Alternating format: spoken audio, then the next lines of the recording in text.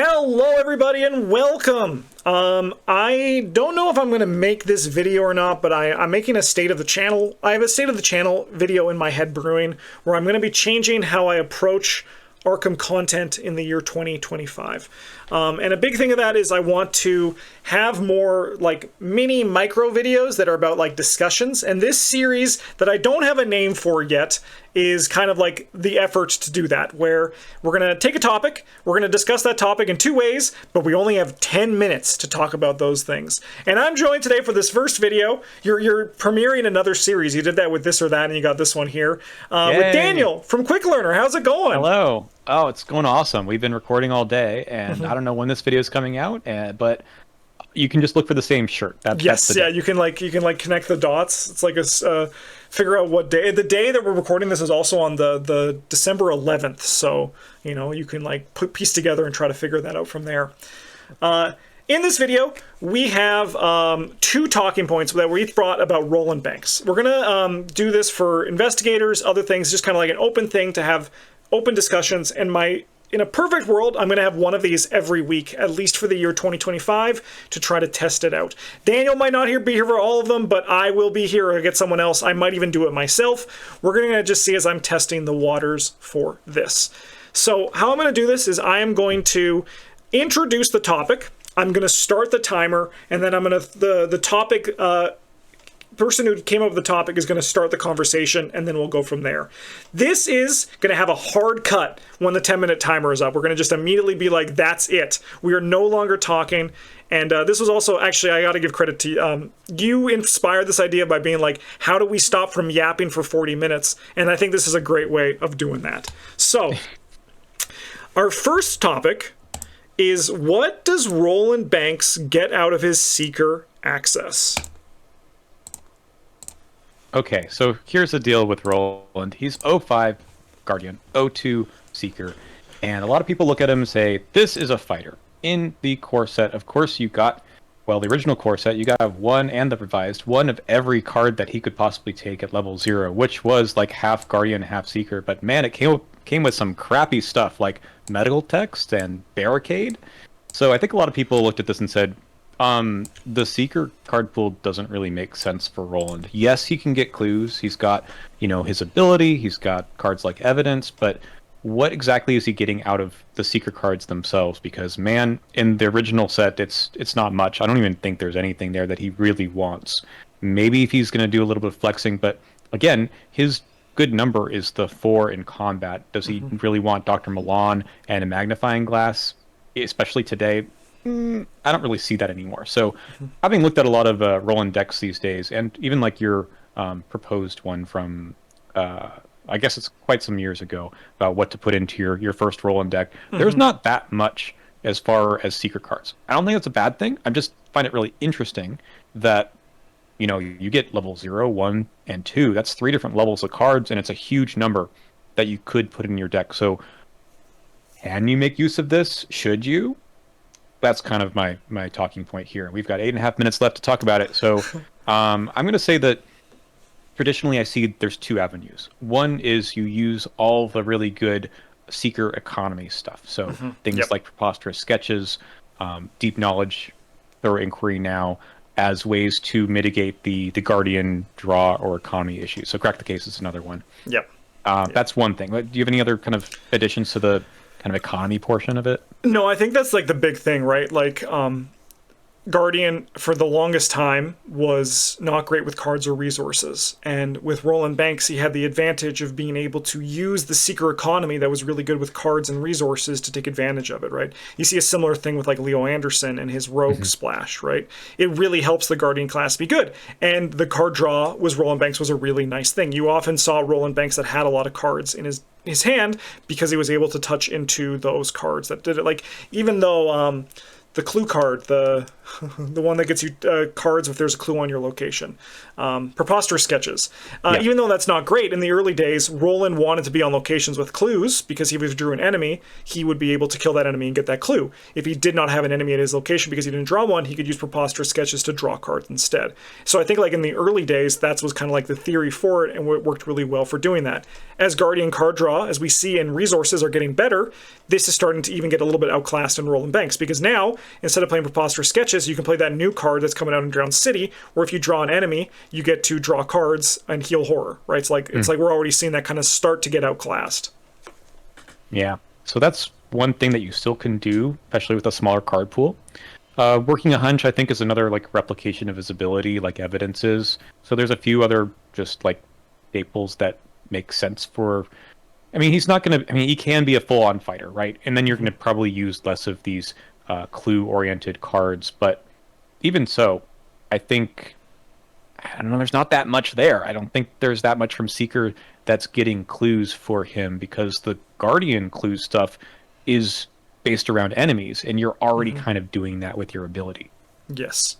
I think a big thing, too, is that the Guardian class and the Seeker class actually sing very well together.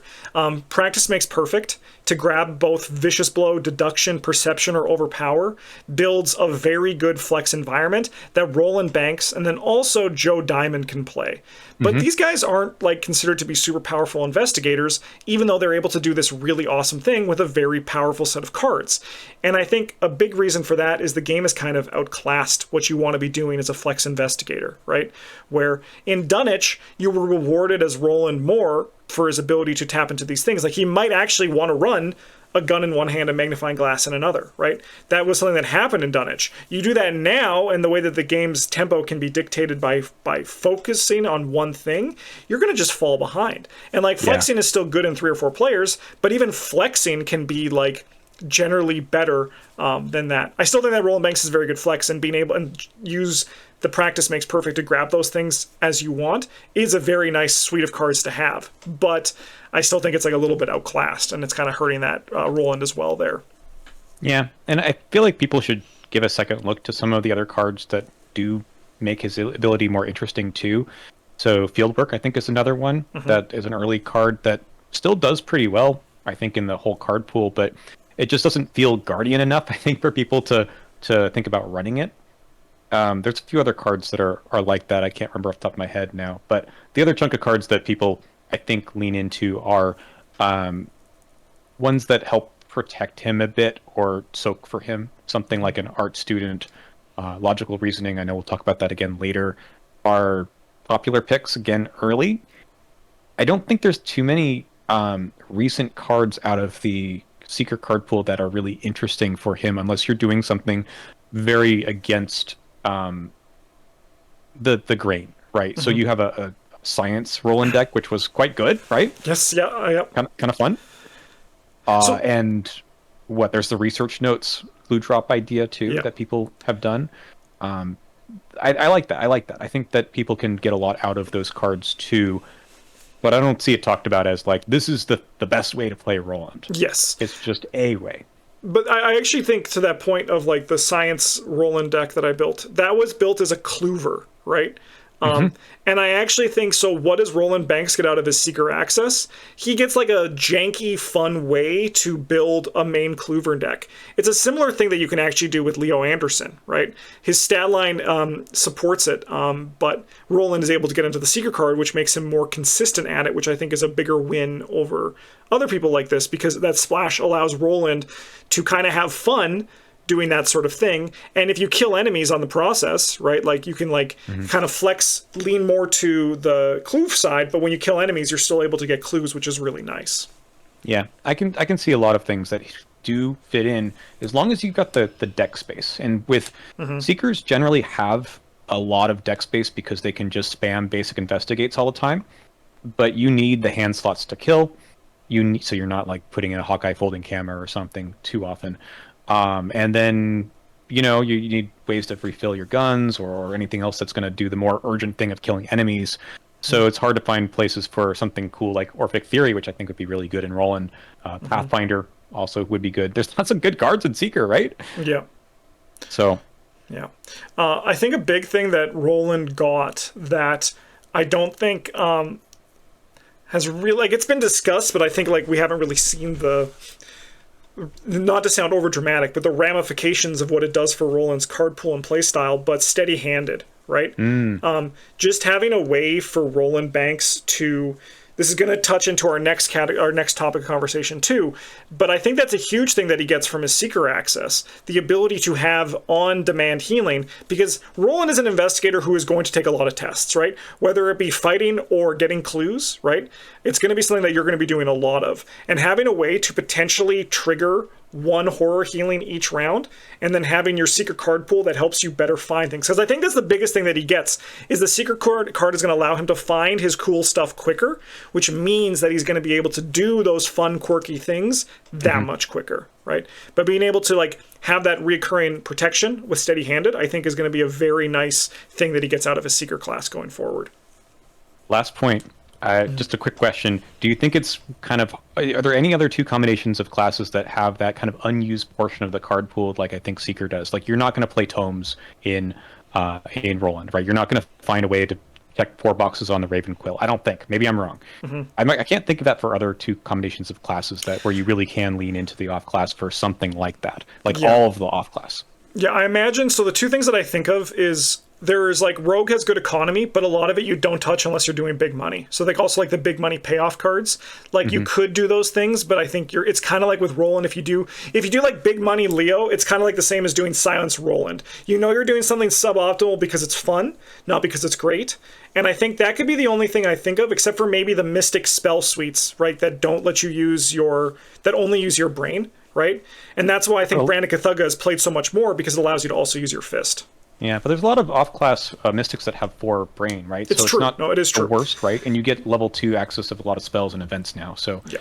There's no like obvious thing to do with like a level 2 tome or whatever in Roland. I mean, there's the Esoteric Atlas, I guess you could, but I don't know, it just feels like that's the nerdy side of the card pool, and that's not Roland, right? It is, I agree. And I do think that like Seeker is obviously the highest, and then I think it would be like big money payoff cards and Rogue that are the next. But I do agree that Seeker probably has the most unused part if you have its O2 pool. Whoa, it even plays a noise. Wow. Okay, it's still going. Oh no. Stop. Don't. All right. I gotta see if I can find a better timer, but that is pretty funny. Okay. That went pretty well. The thing is, you set us off to such a good intro, and I don't know if I have the same level of intro for my topic here. Oh, you'd better. It's your video. I better, shouldn't I? But all right.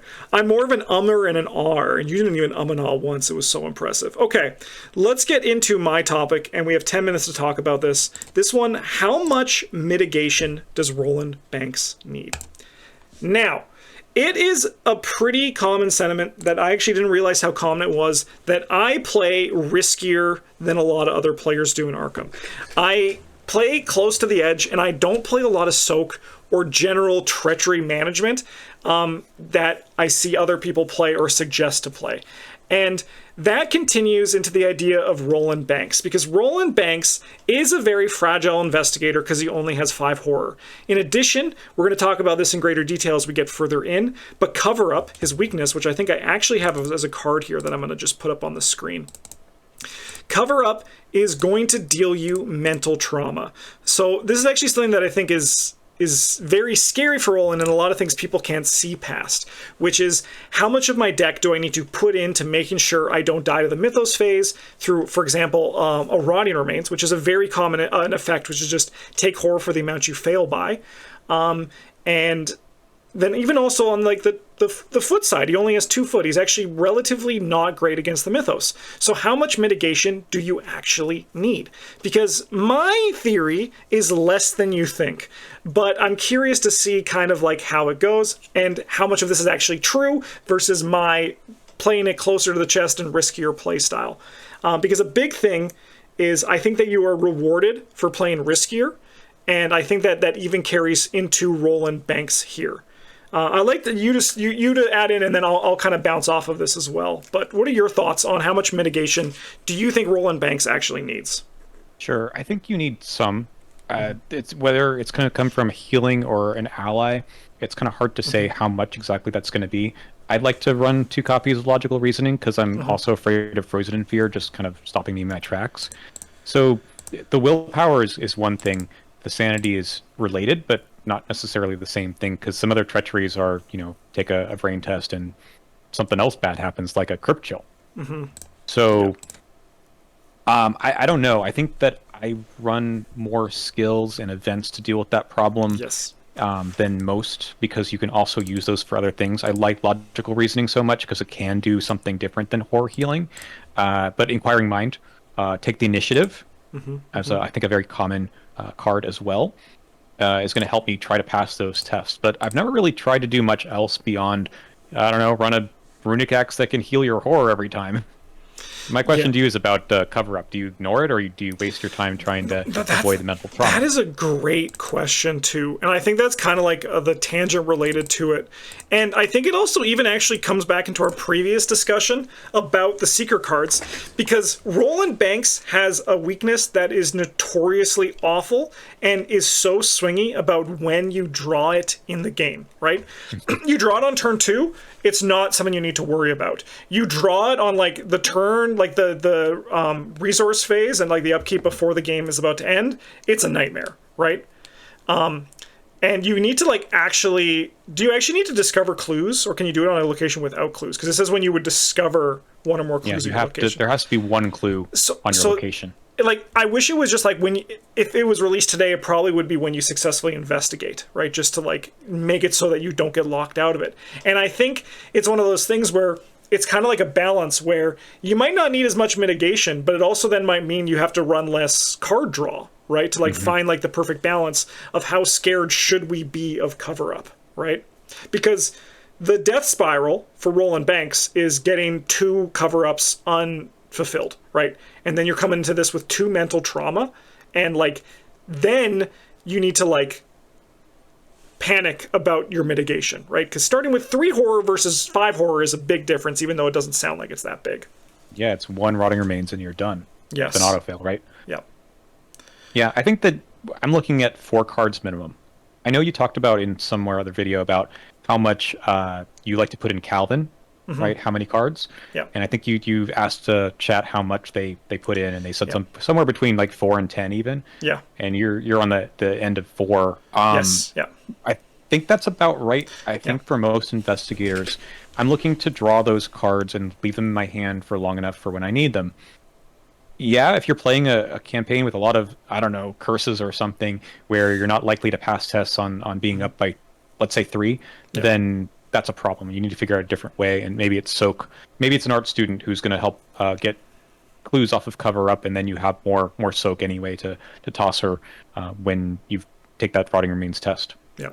And I think that like the idea of allies as mitigation is a very cool approach to this as well, because it's especially if like if you're using like Alice Luxie and like you're like planning on setting your ally and forgetting it, that's not mitigation, right? Like she's gonna mitigate some, but like the idea is that she's gonna be in play for the rest of the game, so you don't want to lose her. However, if you're using things like art student or medical student, right, which unfortunately Roland doesn't get out of his Seeker class, he gets it out of both of his classes, so it's not like part of that conversation.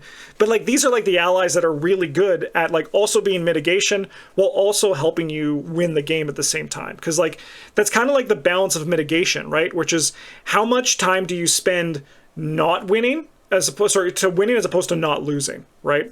So how many experience points also in deck slots, not just the how much of the deck, I think it's also the experience points that you're putting in. I would consider a Garish, right? Garish probably solves all the problems, but do you want 4 XP, maybe 8 to solve your weakness?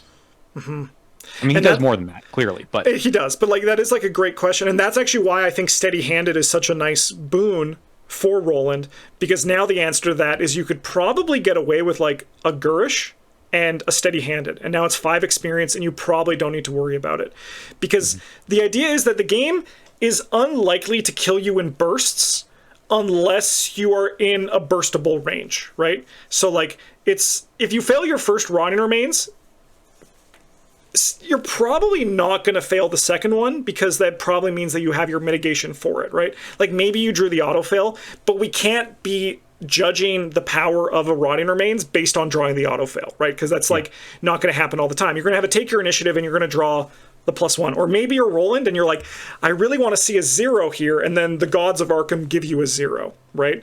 So like the real solution, I think, for mitigation for Roland is drip mitigation healing, and Gurish and Steady Handed are really good for that. Just like passive healing over time is really nice for Roland Banks. I still wouldn't take the mental trauma too much of it, because I think it's super scary to not have that stuff out on turn 1, and then suddenly you draw a treachery that just you're done, right? Yeah, and I think that's like why, to answer your question for cover up, I look to remove it ASAP. And if we're hitting the last part of the game, I shut off drawing cards unless it's during upkeep, right? And I think that like the mitigation for Roland, I do agree 4 is a good number. If I'm playing like 2 take the initiatives, and then like maybe I like logical reasoning too for dealing with frozen fears, because those really hurt Roland Banks unless you're playing like safeguard and you're like not planning on fighting as much as you want. Or like the Inquiring Mind, right? Like like those like any like 3 wild icons are huge for Roland because he does have 3 brain, right? Even like a guts to start is really good because you can also get into esoteric method now, which might bite you in the long run, but it is still like a good thing because like if you're going up 7-3 and you draw a -2, that's only 2 curse tokens for the rotting remains, which is really nice. But with cover up, you want to like the mitigation is also you're changing your play style to deal with your weakness, which I think is like kind of on like more advanced level of like, it's like in learning a fighting game or like a shooter, like an arena shooter. You can learn your character, you can understand how to play them, but then you learn like, oh my god, this character can actually like grenade hop, right? And like that's kind of like the more advanced thing where it's like, okay, so how am I playing against cover up? Now is the time where do I really need to play this deep knowledge to draw 3 cards, or am I using those cards to give to my opponent instead? That's also a form of mitigation, but it's like not in like the traditional sense. Yeah, and there's a few weapons, right? Runic Axe, which can heal, and then Enchanted Blade level 3 can heal horror. Yep. Those I think are good solutions too if you're trying to save on deck space. Yep. But I don't know. I think I going back to the previous one, I love to use the secret cards. It makes them feel a little bit more flavorful for that. Yep. Yeah, and I think the logical reasoning is a really good shout. Because even if you don't need it for the terror, right? Just using it to just heal 2 horror is still like getting you out of death to rotting remains. Yeah. But yeah. So do you have a last comment or last answer to this question? A closing argument. So I think that if you're doing with Roland Banks, if you are doing only passive mitigation, like passive is like reacting with skill cards, you might want to look at doing a little bit less, right? 4 is a great number for that kind of thing. If you're looking at things like allies to take advantage of it, or healing that can also help other people, put that number up higher. But if you're only working on just yourself for your mitigation, you're probably running more mitigation than you actually need. And what's the worst thing the game is going to do to you? Kill you. Also clear your cover up when it shows up. Let's go! We got the ringing bell. Let's go. Okay. Man, I don't know how you think, but that felt so much more focused than any other discussion because we were probably both looking at that timer the whole time, just being like, "Ooh, we got to get these points out." But I think we covered it pretty good. Yeah, yep. I think we. Yeah. I hope that the viewers also are looking at the number go down. Yeah. So yes, this is the first one of this series. I am planning on doing more. Again, if you have any suggestions or ideas, this is the first time we're recording it, so there's going to be some growing pains as we get through this. But let me know down in the comments of what you thought of this and any other topics you want to see us cover. Thanks for watching, everybody, and thank you, Daniel, for joining me. I actually had a really fun time. It was like a speed study Arkham thing. It's like just crunch the information. It was very enjoyable to record. Yeah. Also, huge thank you to all of our patrons for supporting the channel. If you would like to do so, you can support us by clicking the link or by liking the video. And you should also support Daniel by going to his channel and subscribe if you have not already subscribed. In the meantime, thank you so much for watching, Have a good one. And as always, GG's.